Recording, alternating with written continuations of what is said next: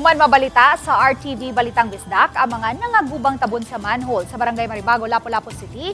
Din adunay duha ka mga tinunan sa Maribago High School ang nangasamad human mabuwasot. Giayo dayon kini sa City Engineer's Office. Ani ang report.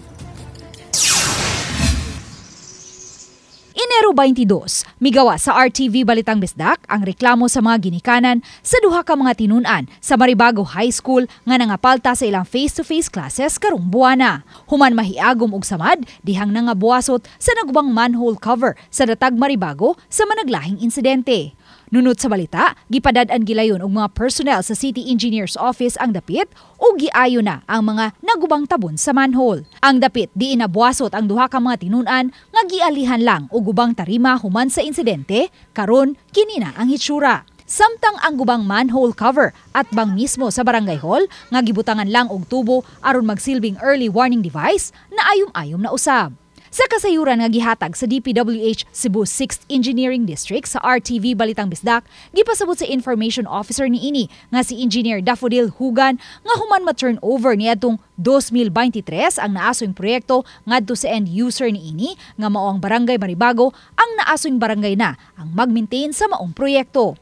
Mikapin sa 41 million pesos ang proyekto nga may gitas-on nga 2,825 meters. Sakop sa mong proyekto ang habig sa Pahak Maribago Road paingon sa General Aviation Road. Nakumpleto ang maong proyekto niadtong December 20, 2019 ug na-turn over kini ngadto sa barangay pagka Enero 2023. Matud ni Maribago Barangay Captain Rosalino Abing, sukad ma-turn over sa ilang barangay ang maong proyekto, makadagang higayon na sila nagpaayom-ayom sa mga tabon sa manhole sa habig sa Datag Maribago.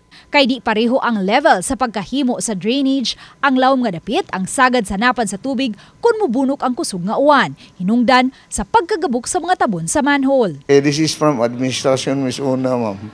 Yan, kami na lang mo'y nagsunod na ni kay tungod sa iyang gigamit ng mga materialis pa, mga nipis ra. Plus, kanunay siyang makuha nagtubig, munang nangalata. Dugang ni Kapitan Abing, sukad kini ma-turnover kanila, 56 na ka mga tabon ang ilang napaayom-ayom. So dunay time nga mahutdan og materialis ang syudad.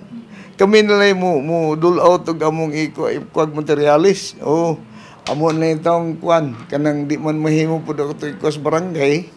So mingihimo magtampo-tampo lami mga council. Usa sa mga mulupyo sa dapit kansang anak usa sa mga nasamad ug nabuwasot sa gubang tabon sa manhole mipadayag og kalipay sa dinaliang aksyon sa LGU apan nang hinaut usab nga matiwas gyud pag-ayo ang tanang mga nangaguba nga tabon sa manhole aron wa nay laing mabiktima pa. Usa sa bag-o lang naguba nahimutang at bang mismo sa Maribago High School. Aksyonan na jud sukad nga inyohang gi-flash sa GMA Balitang Bisdak na aksyonan gyud ang among yangungo sa drainage, ma'am.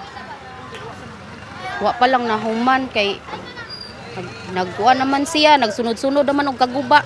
Butang nga gipasalig usab sa City Engineer. Matod ni Engineer Perla Amar, sa 142 ka mga tabon sa manhole sa Datag Maribago, 58 na ang ilang naayom-ayom, sukad kini ma-turnover ni adtong 2023. Ang fabricated flat bars nga nangaguba, gipulihan nila og angle bars. Actually, wa pa jud mi mohunong sa pag-repair. My personnel are doing the kay mag-cutting majud ta dito sa motor pool. Di man ta mag-cutting on-site kay di man ta matulin kay maka-traffic na pod. So, ilan ang gisuko na dito on-site and then mag-cutting sila sa angle bars and then on-site na kuha na sila magkanang trabaho na dito on-site. Samtang giawhag usab sa City Engineer ang CTMS nga limitahan ang load sa mga dagkong sakyanan nga mangagi sa dapit aron di malupyak ang mga tabon sa manhole.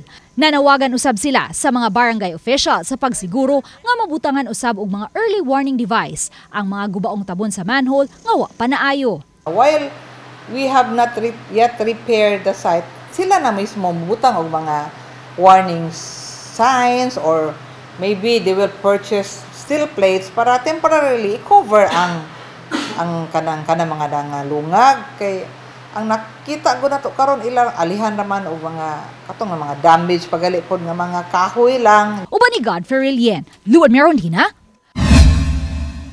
Balitang Bisdak.